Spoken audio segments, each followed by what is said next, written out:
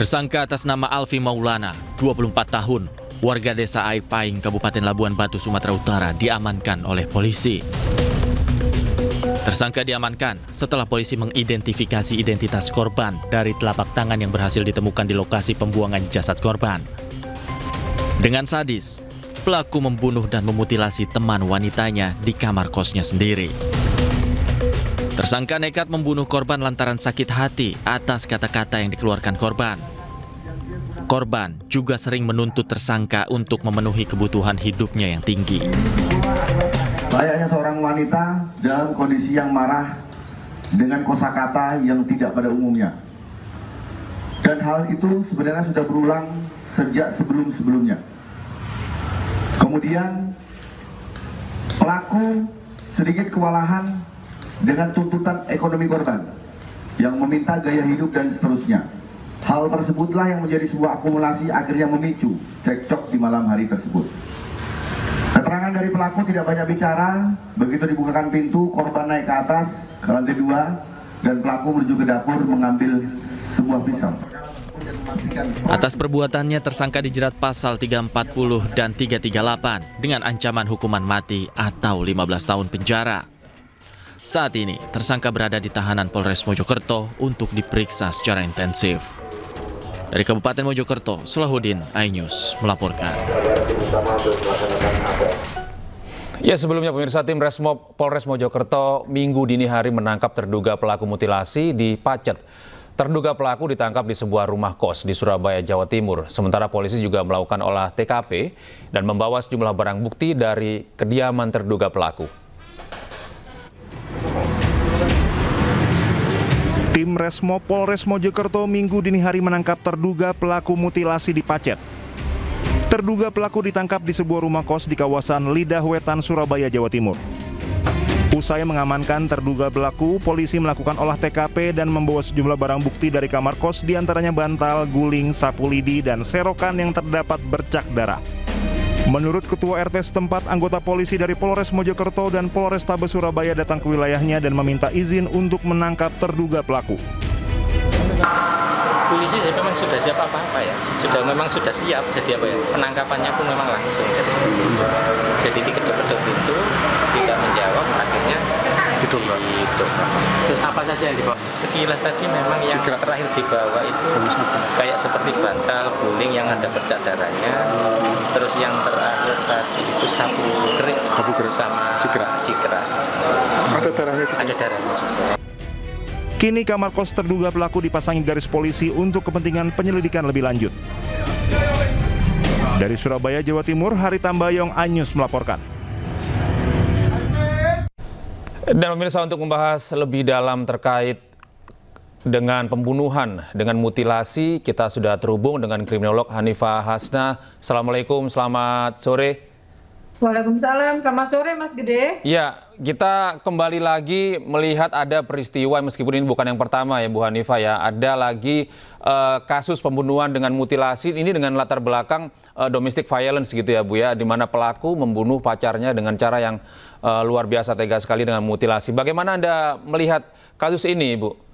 Ya baik, jadi kasus ini kembali lagi terjadi disebabkan oleh domestic violence yang tadi Mas Gede sampaikan, bahwa ternyata hubungan yang tidak disetujui atau hubungan yang di luar aturan-aturan tertentu itu ternyata sangat-sangat beresiko, dan resikonya besar sekali terhadap salah satu di antaranya. Ini kebetulan yang menjadi korban adalah pihak perempuan. Walaupun demikian, memang pihak perempuan itu akan menjadi pihak yang sangat rentan untuk menjadi korban kekerasan. Tapi ini juga bisa terjadi kepada pihak laki-laki ketika dominasinya berbeda. Nah, kondisi-kondisi inilah yang membuat masyarakat seharusnya punya empati, punya simpati, dan punya kontrol sosial terhadap orang lain atau orang di lingkungan kita yang nampaknya punya hubungan yang tidak baik atau tidak normal. Karena ketika ada orang punya hubungan yang tidak baik atau tidak normal, itu akan berpotensi untuk terjadi kejahatan.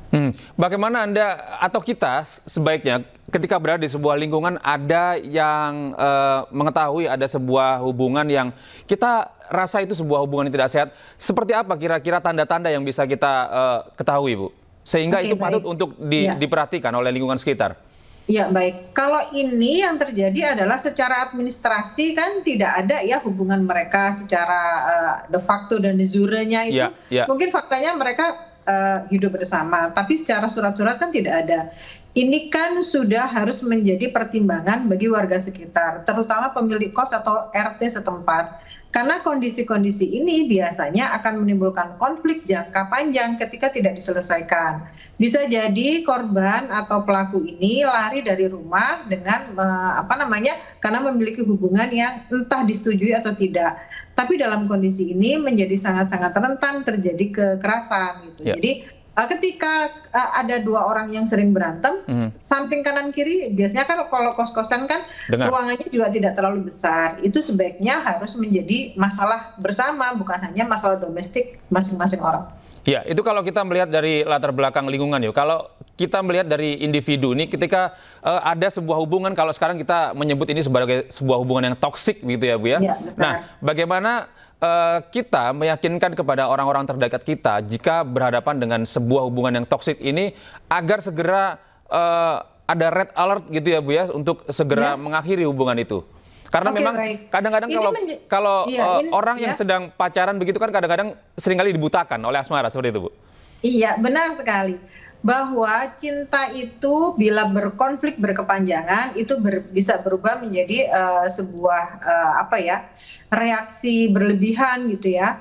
Nah, yang seharusnya dilakukan oleh masyarakat adalah memberikan acuan bahwa dalam hubungan itu mereka harus punya aturan-aturan tertentu. Karena mereka kan tidak punya surat-surat ya, itu aja sebetulnya sudah jadi perhatian masyarakat, orang sekitar. Lalu sebetulnya yang harus dilakukan pula oleh masyarakat adalah membuka konseling-konseling atau menerima aduan mereka. Karena pada saat ini masing-masing orang itu merasa bahwa ketika ada seseorang atau pasangan itu punya masalah, mereka tidak merasa bahwa itu adalah masalah masyarakat atau masalah sosial. Ini yang membuat masalah mereka menjadi di dalam keluarga mereka itu menjadi tidak terselesaikan. Nah, ketika tidak terselesaikan dan konflik ini memuncak, apalagi ini ada tuntutan-tuntutan terkait masalah ekonomi, maka akan menimbulkan agresi-agresi ekstrim yang mengakibatkan salah satu di antaranya menjadi kehilangan nyawanya. Ditambah lagi karena dia mempunyai kemarahan yang memuncak, si pelaku ini tidak hanya melakukan pembunuhan, tetapi dia juga tega melakukan pemotongan terhadap orang yang katanya dicintainya. Iya, Ibu, ini terakhir. Jika kita sebagai orang tua begitu ya, bagaimana kita membekali dengan anak-anak kita pengetahuan tentang value-value tentang kebaikan dan hubungan begitu ya, agar kita tidak menjadi atau anak-anak kita setidaknya tidak menjadi korban maupun pelaku. Ya, baik. Yang pertama sebaiknya dilakukan adalah membuat mereka itu merasa bahwa dia adalah punya nilai-nilai tertentu, bahwa dia adalah seseorang yang berkualitas, dia adalah seseorang yang layak dicintai. Mereka adalah anak-anak yang tidak layak untuk diperlakukan tidak baik. Karena ketika mereka tidak merasakan itu semua, mereka akan mencari kasih sayang dari luar. Nah, kasih sayang dari luar itu kalau dia sudah mendapatkan dari rumah, mereka akan compare antara di luar dan di rumah.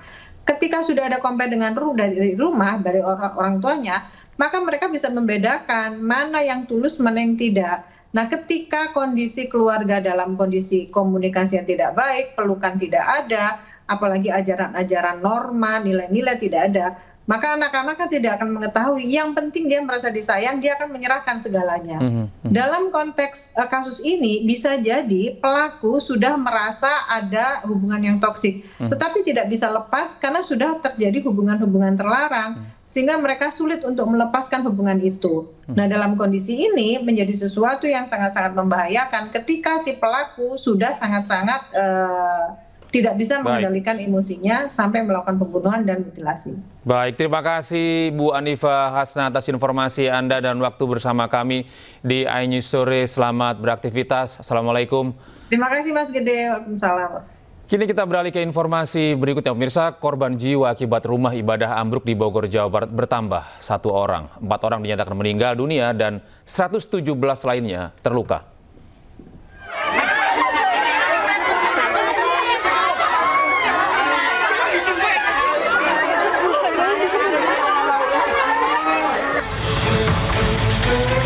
Empat orang meninggal dunia dan puluhan lainnya luka-luka setelah sebuah rumah ibadah ambruk di Desa Sukamakmur, Ciomas, Bogor, Jawa Barat. Polisi menduga bangunan ambruk karena struktur tidak kuat menahan beban akibat membludaknya jemaah. Insiden ambruknya bangunan berlangsung saat acara maulid dengan ratusan jemaah yang hadir. Kepala Desa Sukamakmur Sri Widiati mengatakan korban meninggal yang terakhir seorang ibu rumah tangga. Total semuanya korban berarti ada 117 yang luka-luka. Yang korban meninggal ya? Korban meninggalnya ada 4 orang, Pak. Oh, jadi meninggal 1 ya? Meninggal 4 orang. Itu yang terakhir balita atau apa? Yang terakhir ibu rumah tangga. Akibat musibah ini 117 korban mengalami luka berat dan ringan dan dibawa ke sejumlah rumah sakit di Kabupaten Bogor. 14 pasien masih dirawat di RSUD Kota Bogor. Menurut Direktur Utama RSUD Kota Bogor, Ilham Haidir, total jumlah pasien yang ditangani di rumah sakit ini mencapai 40 orang. 26 pasien telah dipulangkan dan menjalani rawat jalan, sementara 14 pasien lainnya masih dirawat. Dari Bogor, Jawa Barat, Wildan Hidayat, Andi Firmansyah, Anyus melaporkan. Ya pemirsa, sebelumnya bangunan rumah ibadah yang ambruk ternyata belum 100% dibangun oleh pengelola pesantren. Meskipun belum rampung, berbagai kegiatan sering digelar di Majelis Taklim Asy-Syobiyah ini.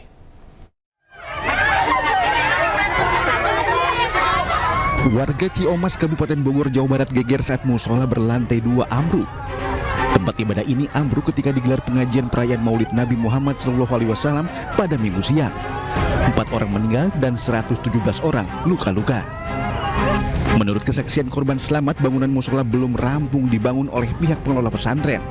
Sementara itu, musola Ciomas memang sering menggelar kegiatan serupa, tetapi kali ini merupakan pertama kali mengundang warga dari luar daerah Ciomas. Gemuruh sebentar kita. Oh, sempat ada suara gemuruh. Oh, kayak si tembok awalnya tuh kayak jatuh pertama, cuma kaget sebentar, itu langsung ambruk. Orang mau pada lari, udah cepet keluar. Kan acara maulidan, jadi kalau kata orang mah kita manggil santri yang lain dari tempat lain, ya, dari desa lain juga. Orang dari desa mana ada sini, apalagi ini majlisnya baru beres. Jadi orang-orang pada ini antusias. Oh, majelisnya masih baru itu? Masih baru 2 bulan. Baru 2 bulan? Iya. Kondisinya? Bulan jadi. Hingga Minggu sore, petugas masih mengevakuasi bangunan ambruk. Agar tidak terjadi kejadian serupa, bangunan pun dirobohkan petugas gabungan baik TNI, Polri, BPBD, dan unsur pemerintahan lainnya. Dari Bogor, Jawa Barat, Wildan Hidayat, Anyus melaporkan.